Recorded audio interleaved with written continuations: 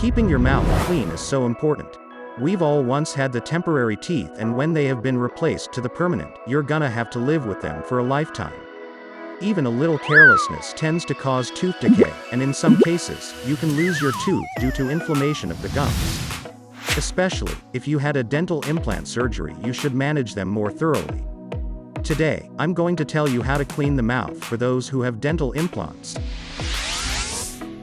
PeriImplantitis literally means inflammation of the gums around the implant. Since implants are artificial teeth, they do not cause cavities, but they don't have the periodontal ligaments which the natural teeth have, so they are more vulnerable to shock or inflammation. Inflammation sometimes occurs around the implant and develops more severely because the pain is not felt. When gum inflammation becomes severe and the bone loss occurs, the strength to support the implant decreases and the inserted implant may lose its stability.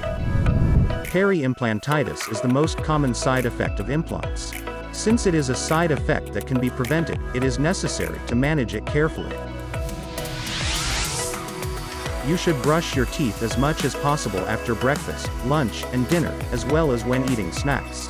It's important to brush your teeth up and down, feeling like you're removing debris between your teeth without applying too much force.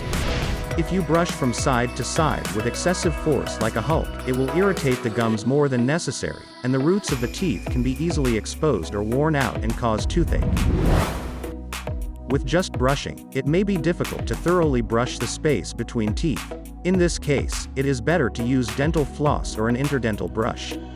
When using floss, it is important to cut an appropriate amount of floss, roll it up with both hands, insert the floss between the teeth, and remove it with the feeling of repelling food. Also, when using an interdental brush, choose an appropriate size according to the size between your teeth and wipe the teeth back and forth. Those who don't drink water often and those who smoke have a faster rate of accumulation of dental calculus than those who do not. On average, you can visit the dentist to get teeth scaling once a year, but if you're the person who tends to see the more calculus, it is desirable to get scaling about once every 6 months. When you smoke, the temperature in your mouth rises and your mouth becomes dry. If your mouth is dry, food debris in your mouth is more prone to sticking, and it can be an environment in which germs can grow. This can cause frequent inflammation of the gums. Therefore, it is important to quit smoking, and if there are people whose mouth dries easily due to severe stress, it is important to prevent dry mouth by reducing coffee or caffeine drinks.